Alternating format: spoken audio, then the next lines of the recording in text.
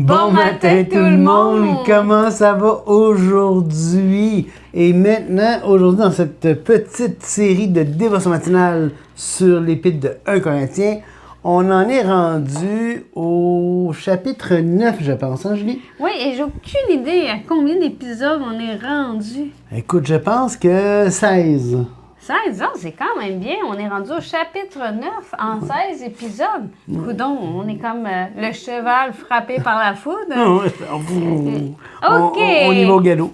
Et aujourd'hui, on était rendu la dernière fois au chapitre 9. On avait commencé le début, on avait parlé des versets 1 et 2, puis on s'était arrêté là, se disant qu'il y avait comme un élan, Paul, ensuite, puis on ne voulait pas le couper dans son élan. Et donc, on va reprendre au verset 1 juste pour se remettre dedans. T'sais, ne suis-je pas libre? Ne suis-je pas apôtre? N'ai-je pas vu Jésus, notre Seigneur? N'êtes-vous pas mon œuvre dans le Seigneur? Si pour d'autres, je ne suis pas apôtre, je le suis au moins pour vous. Vous êtes le sceau de mon apostolat dans le Seigneur. C'est là ma défense contre ceux qui m'accusent. N'avons-nous pas le droit de manger et de boire? N'avons-nous pas le droit de mener avec nous une sœur qui soit notre femme, comme font les autres apôtres et les frères du Seigneur et Céphas étant Pierre? Ou bien est-ce que moi seul et Barnabas, nous n'avons pas le droit de ne point travailler?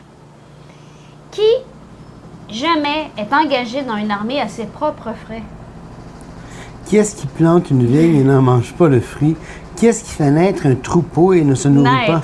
On va y aller avec paître. Ah, qu'est-ce qui fait paître un troupeau et ne se nourrit pas du lait du troupeau? Attends, sinon ça fait qu'est-ce qui fait naître un troupeau et qui ne se pourrit pas? Du troupeau. Comme quoi, une lettre au mauvais endroit interchangée. Patrick, je parlais de mes lunettes tantôt que je devais prendre un rendez-vous. Peut-être que moi aussi. Oui, je crois qu'on s'enligne là-dessus cette semaine. Ces choses que j'ai dit n'existent-elles que dans les usages des hommes? La loi ne le dit-elle pas aussi? Car il est écrit dans la loi de Moïse, « Tu ne muselleras point le bœuf quand il foule le grain. » Dieu se met-il en peine des bœufs? Ou parle-t-il uniquement à cause de nous? Oui, c'est à cause de nous qu'il a été écrit que celui qui laboure doit labourer avec espérance, et celui qui foule le grain, fouler avec l'espérance d'y avoir part. Je vais te laisser lire ce matin. Si nous avons semé parmi vous les biens spirituels, est-ce une grosse affaire si nous moissonnons vos biens temporels? Si d'autres jouissent de ce droit sur vous, n'est-ce pas plutôt à nous d'en jouir? Mais nous n'avons point usé de ce droit, au contraire, nous souffrons tout, afin de ne pas créer d'obstacle à l'évangile de Christ. Ne savez-vous pas que ceux qui remplissent les fonctions sacrées sont nourris par le temple? Que ceux qui servent à l'autel ont part à l'autel? De même aussi, le Seigneur a ordonné à ceux qui annoncent l'Évangile de vivre de l'Évangile. Pour moi, je n'ai usé d'aucun de ces droits. Ce n'est pas afin de les réclamer en ma faveur que j'écris ainsi, car j'aimerais mieux mourir que de me laisser enlever ce sujet de gloire. Si j'annonce l'Évangile, ce n'est pas pour moi un sujet de gloire, car la nécessité m'en est imposée, et malheur à moi si je n'annonce pas l'Évangile. Si je le fais de bon cœur, j'en ai la récompense. Si je le fais malgré moi, c'est une charge qui m'est confiée. Quelle est donc ma récompense? C'est d'offrir gratuitement l'Évangile que j'annonce, sans user de mon droit de prédicateur de l'Évangile, car bien que je sois libre à l'égard de tous, je me suis rendu le serviteur de tous afin d'en gagner le plus grand nombre. Et là, je pense que j'ai lu un bon bout. Oui, mais... je pense qu'on pourrait aller jusqu'au verset 18 là, pour... Non, mais le 19, fallait d'accord. Pas le choix de le lire, là. Parce que on en revient avec le verset 19 au cœur de ce que Paul annonce dans son ministère ici, dans ce qu'on a travaillé dans le verset chapitre 6, dans le chapitre 7, dans le chapitre 8, et qu'on poursuit la liberté. Vraiment. Vraiment, c'est vraiment un thème extraordinaire dans l'épître d'un Corinthien où est-ce que Paul, librement, hein, et tout ce qu'on fait dans le Seigneur, ça doit être fait librement et de bon cœur, non pas comme si c'était une charge qui nous était imposée.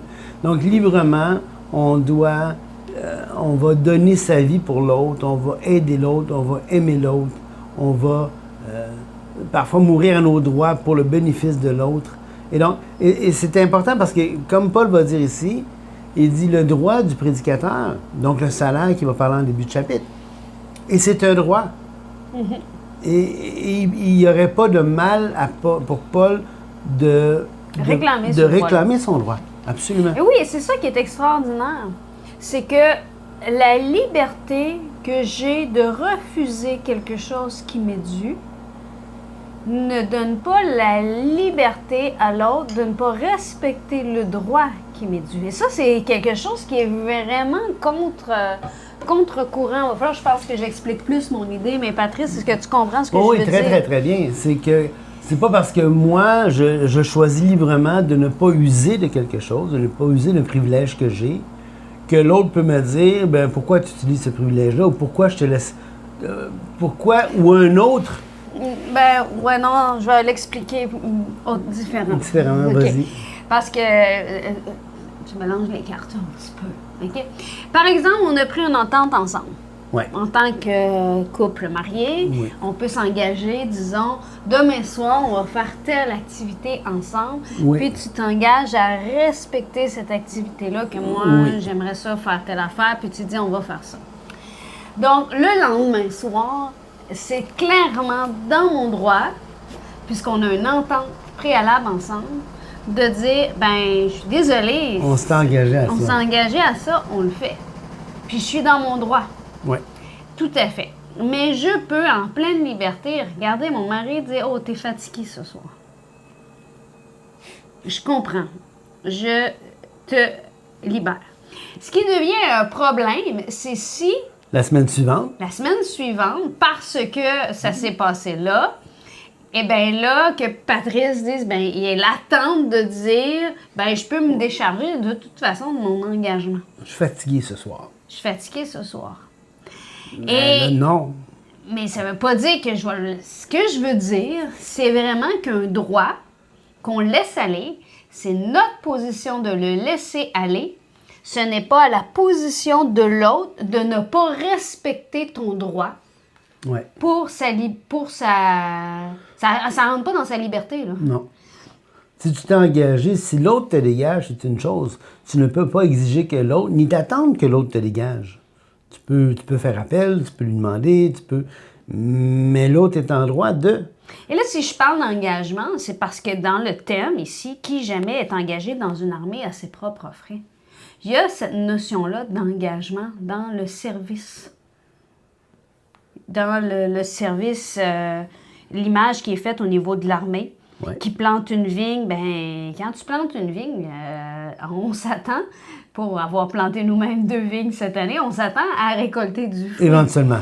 Et le fruit, ben il nous appartient, là. C'est notre vigne sur notre territoire, j'espère bien en profiter.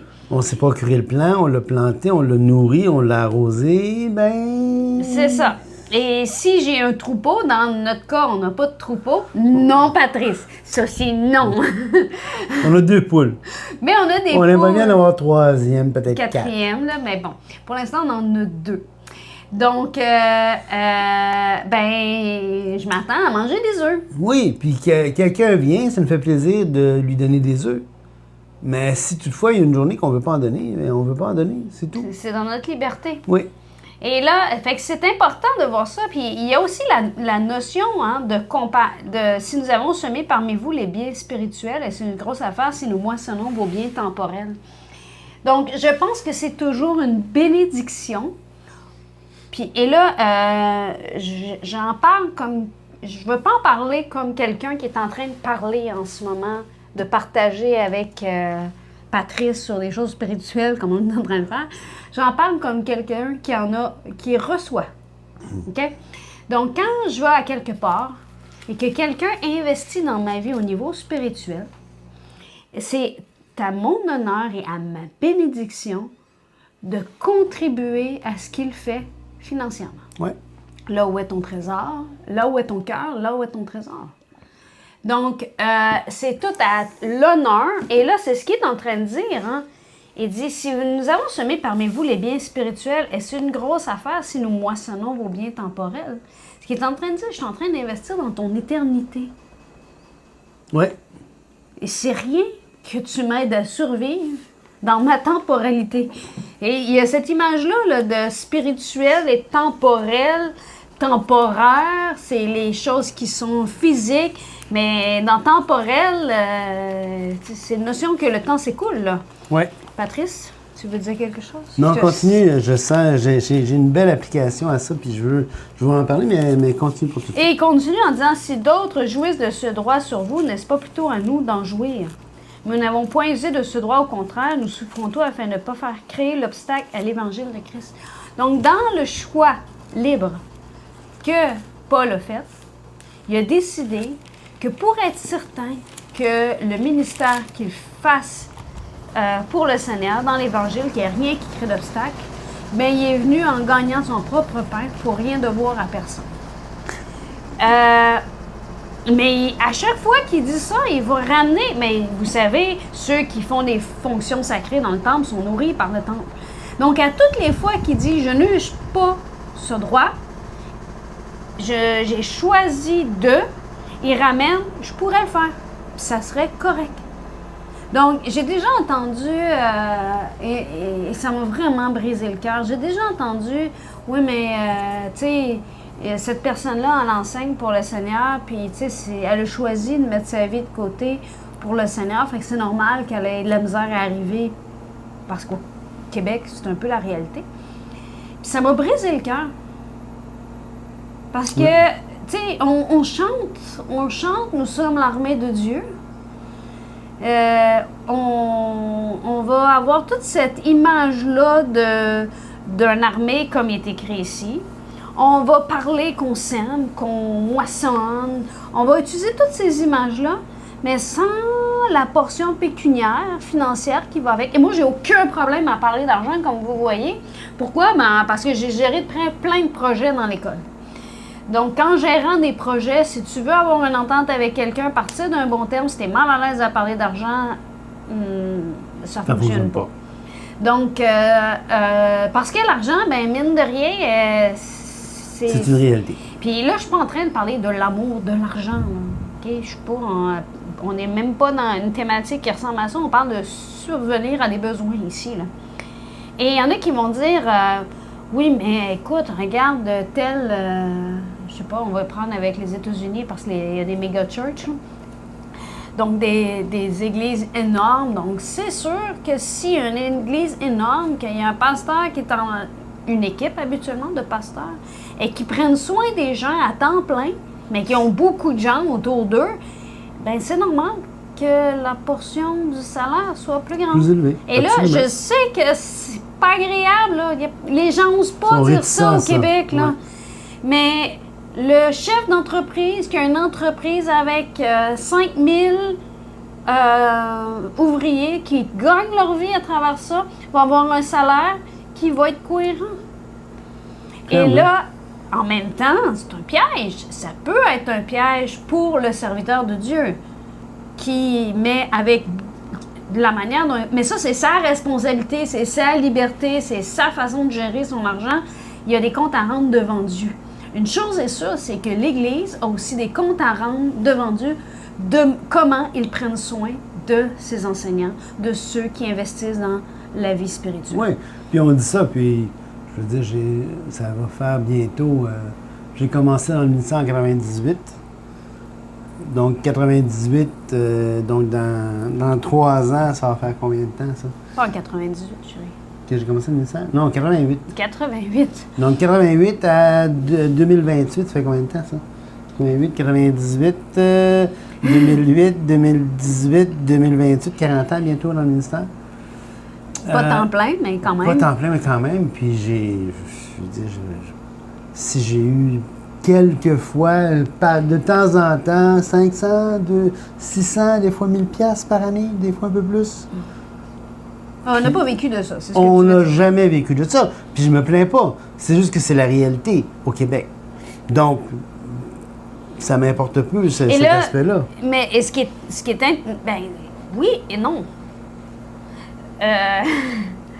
Parce que, oubliez pas qu'au verset 15, c'est dit « Pour moi, je n'ai usé d'aucun de ces droits, et ce n'est pas afin de les réclamer en ma faveur que j'écris ainsi. » Ce qu'il est en train de dire, c'est que c'est pas pour moi que je vous écris ça, là. Mm. Fait et on n'oublie pas que Paul enseigne les églises, pas juste l'église de Corinthe, les lettres circulaient, OK? Donc, à quelque part, je me permettrais de dire que si c'est pas pour les réclamer en sa faveur qu'il est en train de le dire, c'est parce qu'il les réclame en faveur de ceux qui se lèvent comme pour servir dans le Seigneur. Exactement. Ça me fait penser, Julie, c'est un petit pont avec quand Paul écrit à Philémon. Oh oui, on va aller voir Philémon. Parce que Philémon, il y a Onésime qui se trouvait être l'esclave de Philémon. Et Onésime avait fui Philémon. Et donc, au 1er siècle, un esclave qui fuyait, c'était un crime très grave. Et il va rencontrer Paul durant sa fuite. Paul va l'amener au Seigneur. Et là, Paul va écrire à Philémon, parce que ça demeure un esclave qui n'a pas été affranchi. Mais Paul va écrire à Philémon pour lui parler d'Onésime. Et là, il va dire au verset 5, verset 4, « Je rends continuellement grâce à mon Dieu faisant mention de toi dans mes prières, parce que je suis informé de la foi que tu as au Seigneur Jésus et de ton amour pour tous les saints. Je lui demande que ta participation à la foi soit efficace pour la cause de Christ en faisant reconnaître en nous toute espèce de bien. J'ai en effet été éprouvé beaucoup de joie et de consolation au sujet de ton amour, car par toi, frère, le cœur des saints a été tranquillisé. C'est pourquoi, bien que j'ai en Christ toute la liberté de te prescrire ce qui est convenable, c'est de préférence au nom de l'amour que je t'adresse une prière. Étant ce que je suis, Paul, un vieillard, et de plus maintenant prisonnier de Jésus-Christ, je te prie pour mon enfant que j'ai engendré, étant dans les chaînes, Onésime. Alors là, il va lui parler d'Onésime, qui autrefois t'a été inutile, qui maintenant est utile et à toi et à moi. Je te le renvoie, lui, une partie de moi-même, et j'aurais désiré le retenir auprès de moi pour qu'il me serve à ta place, pendant que je suis dans les chaînes pour l'Évangile. Toutefois, je n'ai rien voulu faire sans ton avis, afin que ton bienfait ne soit pas comme forcé, mais qu'il soit volontaire.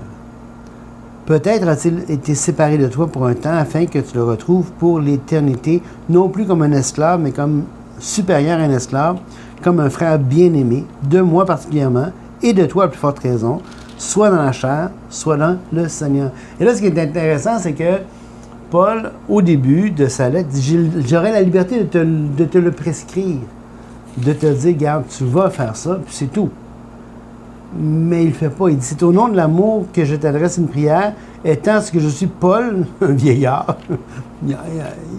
Il débat son point, là. Donc, au verset 17, dit, si donc tu me tiens pour ton ami, reçois-le comme moi-même, et s'il t'a fait quelque tort, ou s'il te doit quelque chose, mets-le sur mon compte. Moi, Paul, je l'écris de ma propre main, je paierai, pour ne pas dire que tu te dois toi-même à moi. Alors, Paul va dire à Philémon, regarde, tu me dois beaucoup.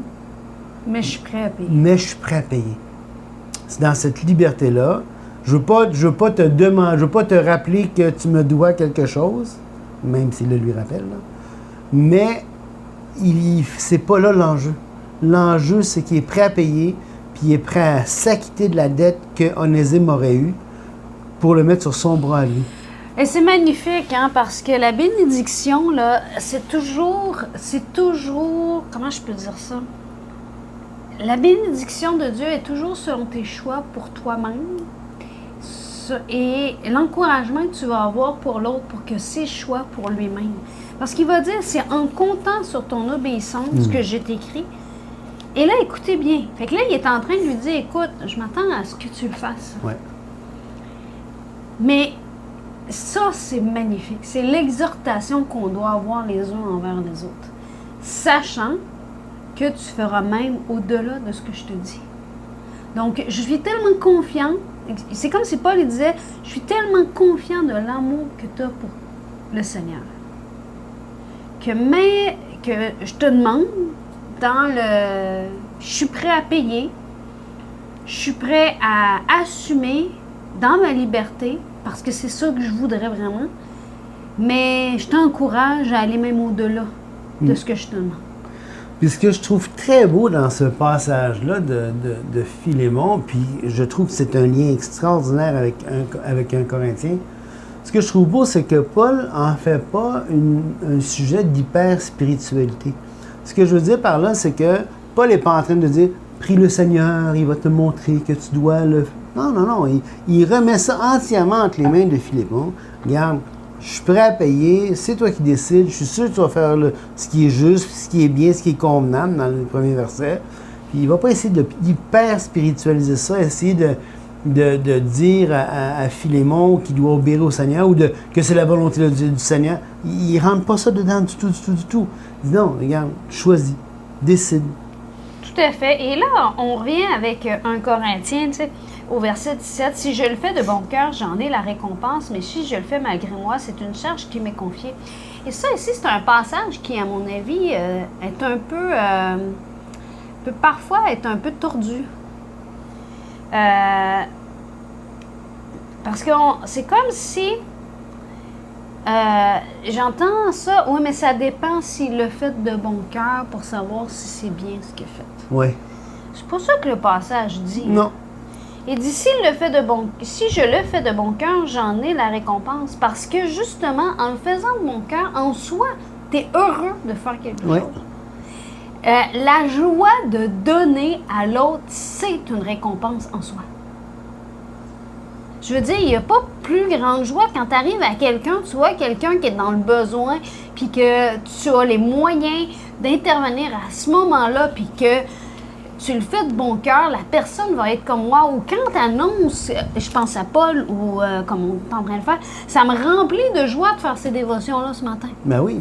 Point à la ligne, là. Si je le fais de bon cœur, j'en ai la récompense. Juste le fait de prendre ce temps-là dans la parole, de partager ce qui est aussi cher à notre cœur, ça nous remplit de joie. Mais si je le fais malgré moi, c'est une charge qui m'est confiée. Mais ça se peut qu'il y ait un matin que je me lève puis que...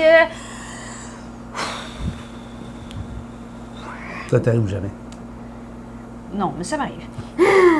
C'est une charge qui m'est confiée. Quelle est donc ma récompense?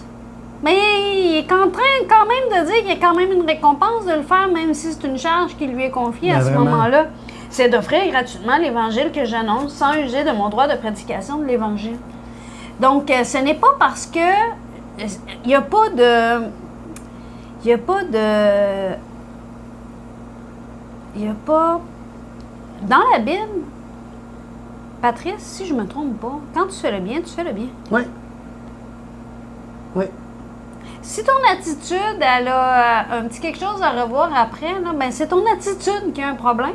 C'est pas l'action que tu as faite. Exact. Ce qui était bien, était bien. Puis tu vas avoir la récompense pour ce que tu as fait qui était bien. Mais c'est sûr que tu perds une récompense parce que quand tu fais quelque chose puis tu le fais à rebrousse-poil, ben tes émotions sont pas... Tu n'as pas de joie, tu te prives d'une partie de la bénédiction qui est reliée à prendre soin, à être serviteurs les uns des autres. Et là, car bien que je sois libre à l'égard de tous, et là, c'est ça, c'est extraordinaire, je suis libre à l'égard de tous. Je ne dois rien, et là, c'est Paul qui le dit, mais c'est vrai pour chacun d'entre nous. Oui. C'est pour la liberté que Christ nous a affranchis. Oui. Nous sommes libres à l'égard de tous. Nous sommes libres de l'esclavage du péché. Hey, je m'emporte aujourd'hui, chérie. Je suis désolée. Je suis comme dedans. Il était 24 minutes, puis je suis comme go! Go! Écoutez, on va faire une pause là. 19, il va falloir reprendre au verset 19 la prochaine fois. Que Dieu vous bénisse au bout. À demain. À demain.